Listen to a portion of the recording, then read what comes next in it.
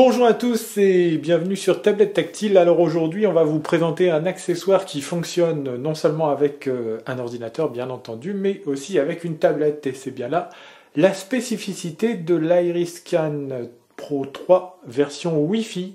Donc l'Iriscan Pro 3 version Wi-Fi qui vient de sortir, qui est sorti un peu avant l'été, qui, vous le voyez, donc se présente comme un scanner qui est portable, transportable, 800 grammes à la pesée, donc pour cet accessoire. Mais c'est aussi un scanner que l'on va pouvoir poser sur son bureau. Et vous allez le voir, donc en procédant au test que l'on va faire ensemble aujourd'hui, c'est un scanner qui est véritablement intéressant à bien des égards, non seulement pour les professionnels, la dénomination pro veut bien entendu dire que c'est un scanner qui s'adresse essentiellement donc au domaine professionnel, mais aussi pour les particuliers. Vous allez voir que c'est un accessoire vraiment très intéressant et on va en faire un peu le tour ensemble. Alors il est bien sûr livré dans sa boîte, couleur verte et blanche, couleur de la marque belge Iris. Donc la marque belge Iris dont on avait déjà testé ensemble un scanner très récemment. Et donc là on se retrouve une fois de plus face à un scanner qui fonctionne en Wi-Fi. Face à un scanner donc qui, comme on peut le voir sur le côté au niveau des spécificités, donc à 128 mégas de mémoire interne, fonctionne sur batterie, peut scanner jusqu'à 8 pages par minute, fait du JPEG et du PDF, couleur noir et blanc, accepte les cartes SD, scanne en 300 ou 600 dpi, vous pouvez mettre donc jusque 8 pages, scanner aussi des cartes de visite, compatible Twine, avec bien entendu le logiciel OCR qui est fourni avec, puisque dedans vous avez donc Cardiris et Rediris, donc les deux logiciels fournis par la société Iris, avec donc à l'intérieur des numéros de série pour pouvoir accéder à ces deux logiciels. Alors dommage, on va le voir, il y a des applications qui existent pour iOS et pour Android, surtout pour iOS, elles sont payantes. On aurait aimé avoir, on va dire, les applications gratuites à l'achat de ce scanner. C'est pas encore le cas, ça viendra certainement dans les années à venir. Et donc on va le découvrir ensemble. Alors à l'intérieur de la boîte, je ne vais pas vous l'ouvrir, mais je vous le certifie. Vous avez donc le disque avec les deux logiciels, Cardiris, Rediris pour Mac et Windows. Et vous avez bien entendu le cordon qui va permettre de relier votre scanner à votre ordinateur, puisque vous allez voir que pour fonctionner avec la tablette, le scanner n'a pas besoin de cordon, puisque c'est le Wi-Fi qui gère la connexion entre les deux. Une dernière chose peut-être, vous avez aussi un petit chiffon à l'intérieur. Pourquoi? Bien pour nettoyer le scanner de la poussière ou d'éventuelles traces de doigts, parce que s'il est joli en noir brillant comme ça, eh bien, il a quand même comme désavantage de marquer, on va dire, au niveau des traces de doigts et de la poussière. On va donc le découvrir ensemble. Alors, comme je vous l'ai dit tout à l'heure, c'est un scanner qui fait environ 30 cm de long. Il est donc 30 cm sur 8,1 et 4,1 donc de hauteur. Donc c'est quelque chose quand même qui se range assez facilement dans un sac, comme vous pouvez le voir. Donc si je compare par exemple, si je mets la tablette, l'iPad et le scanner donc côte à côte, on s'aperçoit que le scanner est un tout petit peu plus long qu'un iPad, mais en tout cas on pourra glisser assez facilement les deux dans un sac. Alors ici donc vous avez la partie avec un petit écran sur lequel un certain nombre d'informations vous seront données. On va l'allumer ensemble grâce au bouton marche arrêt, donc on-off qui est ici sur le côté. C'est aussi depuis cette ouverture que vous allez donc brancher le câble USB, micro USB, donc pour le relier à votre ordinateur ou encore pour recharger votre scanner, puisque celui-ci fonctionne avec une batterie que l'on recharge. Et donc le bouton marche arrêt est ici. Et donc là, vous voyez apparaître sur l'écran un certain nombre d'informations. Le nombre de documents que j'ai numérisés, la batterie d'ailleurs, elle est loin d'être pleine. Au passage, la batterie, l'autonomie annoncée est de 200 pages avant de devoir le recharger. Ici, le voyant lumineux scan qui est allumé, donc alors j'ai par mégarde appuyé sur le bouton du Wi-Fi, je vous le représente tout de suite après. Donc ici le bouton lumineux scan qui est allumé et qui clignote en rouge si la numérisation a échoué. Ici vous allez voir le voyant lumineux du Wi-Fi qui clignote en bleu. Alors attention, c'est pas du Bluetooth, c'est du Wi-Fi. Et ici, vous avez donc 5 petites touches tactiles. Alors, la touche centrale, c'est la touche qui va permettre de scanner, donc la touche scan. SD, PC, Wi-Fi, c'est celle qui va permettre de brancher son scanner sur le PC. Et c'est aussi celle qui va permettre d'activer le Wi-Fi. Je vous le montrerai donc tout à l'heure quand on procédera au test. Ici, Color Black White, c'est bien entendu la touche qui va permettre de passer au mode couleur ou au mode noir et blanc. Si vous scannez une image, on vous conseillera bien entendu de la scanner en couleur. Si c'est du texte, uniquement d'utiliser le noir et blanc. Ici, vous avez 300 ou 600 dpi, et bien c'est la résolution. Bien entendu, plus la résolution est élevée, plus le fichier à l'arrivée est lui-même élevé. Et enfin ici, vous avez donc JPEG ou PDF. Avant de lancer le scan, ce sera donc à vous de sélectionner, on va dire, la résolution, la couleur ou le noir et blanc, ou si vous voulez du JPEG ou du PDF. Alors sur l'arrière, vous avez aussi 2-3 petites choses intéressantes. Alors ici, on le verra tout à l'heure, c'est un petit endroit bien astucieux et bien pensé pour pouvoir numériser des cartes de visite. Ici, c'est pour mettre le scanner en reset, et puis là, vous avez un logement où on viendra glisser la SD card qui, soit dit en passant, est obligatoire si vous voulez utiliser les fonctions Wi-Fi du scanner, les fonctions Wi-Fi ne fonctionnant pas avec la mémoire interne de l'appareil. Voilà donc pour ce qui est de l'appareil en lui-même. On va l'ouvrir parce que, bien, vous allez le voir, donc le couvercle se soulève. Il se soulève d'ailleurs une seconde fois pour laisser apparaître ici, alors je ne sais pas si on le voit bien, mais un petit logement. Donc là, ça se soulève là aussi. Alors je vais essayer de vous montrer ça sans abîmer la machine. Donc ici, vous allez pouvoir glisser la batterie. Alors, je ne sais plus, c'est par ici, voilà, comme ceci. Voilà, donc on a accès à la batterie et aux entrailles de l'appareil. Alors c'est bien astucieux parce que vous voyez, il y a 3 volets qui s'ouvrent et qui se referment. Et ces 3 volets donc, vont permettre un gain de place qui n'est pas négligeable. Donc je vais refermer le volet où vient se cacher la batterie. Je referme le scanner et puis je vais maintenant déployer un petit support qui va venir donc sur lequel vont venir se reposer les documents que l'on va scanner. Et j'ai même ici des petits clapets qui vont permettre de, par exemple, de gérer le format papier puisque le scanner prend du A6, A5 et A4. Et donc vous allez venir glisser vos feuilles comme ceci et vous n'aurez plus qu'à appuyer sur la touche scan. Et croyez-moi sur parole, on va le voir après. Une fois que j'appuie sur la touche scan, ça scanne tout seul. Je peux mettre donc jusqu'à 8 feuilles et les 8 feuilles vont se scanner automatiquement. Je n'ai donc à toucher à rien d'autre. Donc voilà le scanner, une fois déployé, ce qu'il donne. Donc vous voyez au départ c'est un tout petit rectangle d'à peine 30 cm pesant donc 800 grammes et à l'arrivée donc on a un scanner qui est relativement complet et que l'on va maintenant voir en fonctionnement avant de voir comment il fonctionne avec les applications. Alors maintenant que nous avons vu donc les spécificités de cet appareil, nous allons maintenant nous intéresser à son fonctionnement. Donc on va le démarrer, le bouton on-off sur le côté comme on vous l'a montré tout à l'heure. Alors on va commencer par la fonctionnalité la plus sympathique et la plus surprenante qui est celle de pouvoir numériser des cartes de visite. Alors en voici une de carte de visite. Et bien vous voyez qu'à l'arrière ici vous avez donc un petit clapet marqué carte dessus. Et bien vous allez insérer comme ceci votre carte de visite.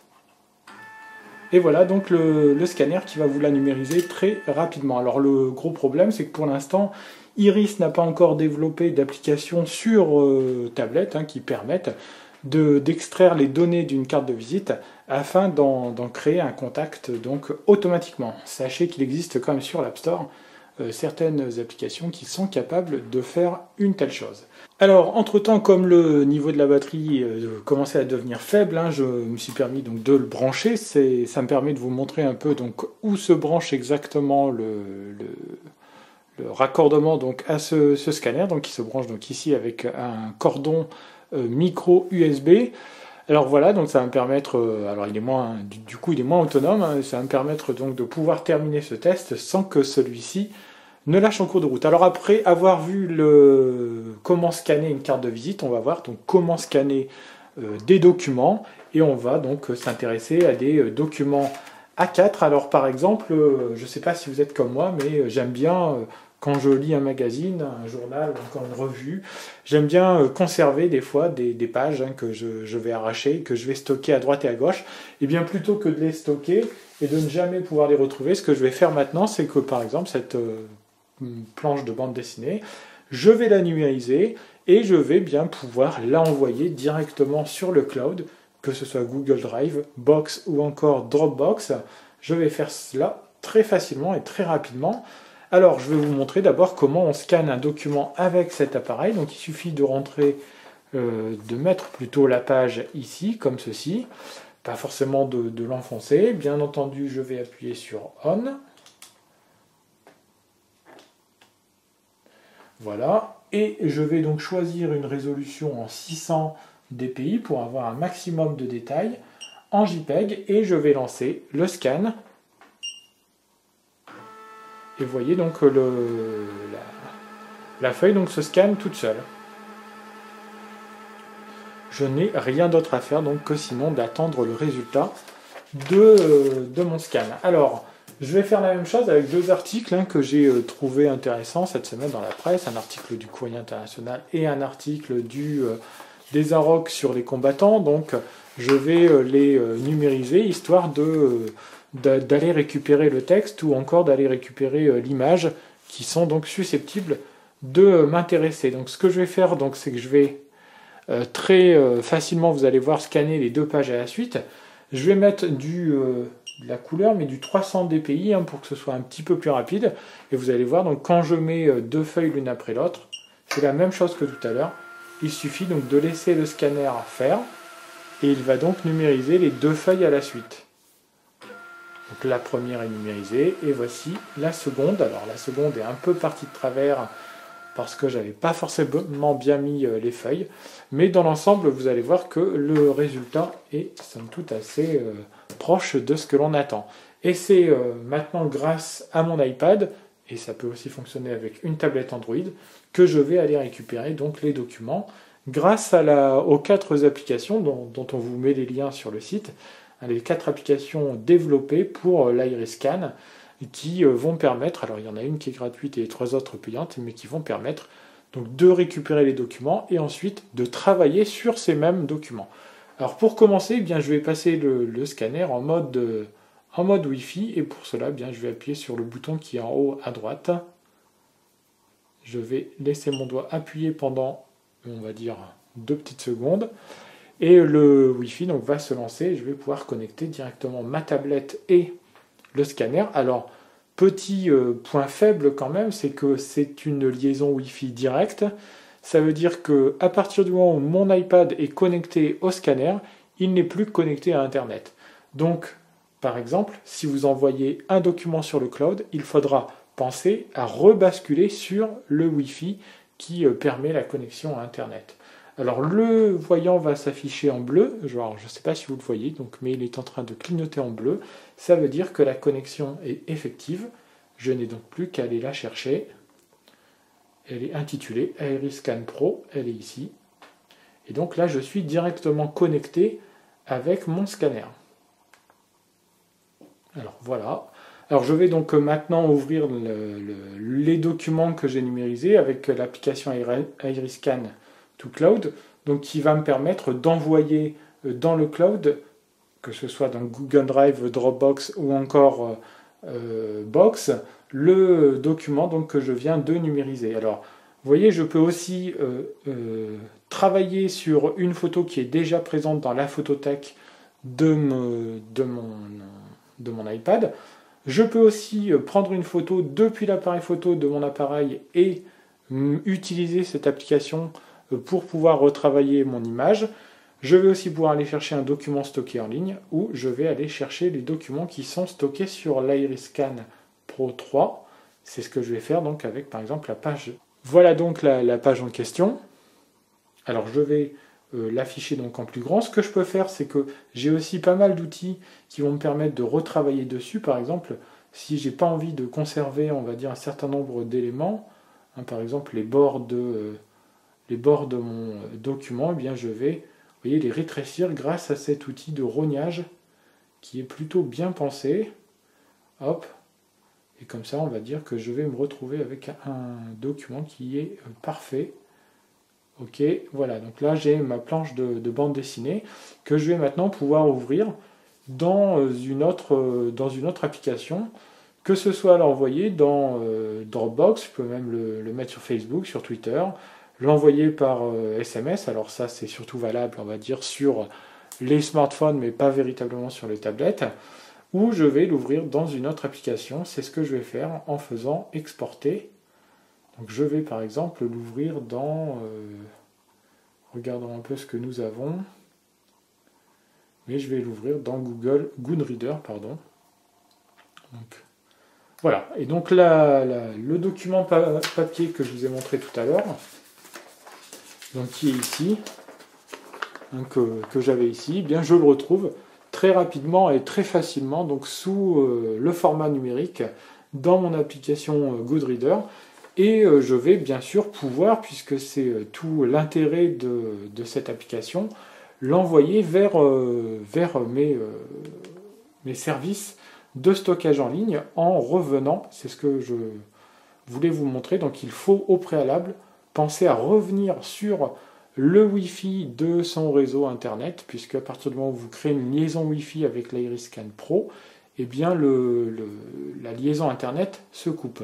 Donc là, je vais revenir dessus, et puis par exemple, je vais aller le stocker sur mon Dropbox. On me demande donc de l'ouvrir dans une autre application. Alors, je vais l'exporter. Voilà, dans Dropbox. Alors, il y a un code, je ne vais pas vous le montrer. Et donc maintenant, je n'ai plus qu'à choisir l'emplacement de Dropbox pour pouvoir enregistrer donc mon document. Mon document donc, qui est en train d'être enregistré sous l'appellation donc nouveau document. Alors bien entendu, tout dépend de la taille de votre document et de la vitesse de connexion, mais celui-ci met relativement peu de temps donc à arriver sur votre application Dropbox ou encore sur Google Drive ou sur les autres services de stockage type Box. Alors vous voyez, donc tout ça, ça se fait relativement rapidement. La liaison Wi-Fi est en direct entre l'Iriscan Pro 3 et la tablette. Et bien, vous pouvez emmener donc votre scanner partout et avoir donc cette connexion Wi-Fi direct. Alors voilà, mon document est arrivé sur Dropbox et vous voyez, hop, c'est disponible en ligne. Donc maintenant, je peux le récupérer même sur mon ordinateur avec une qualité d'image qui est quand même assez bluffante. Regardez, donc si je zoome, j'ai quand même quelque chose de très très confortable à lire.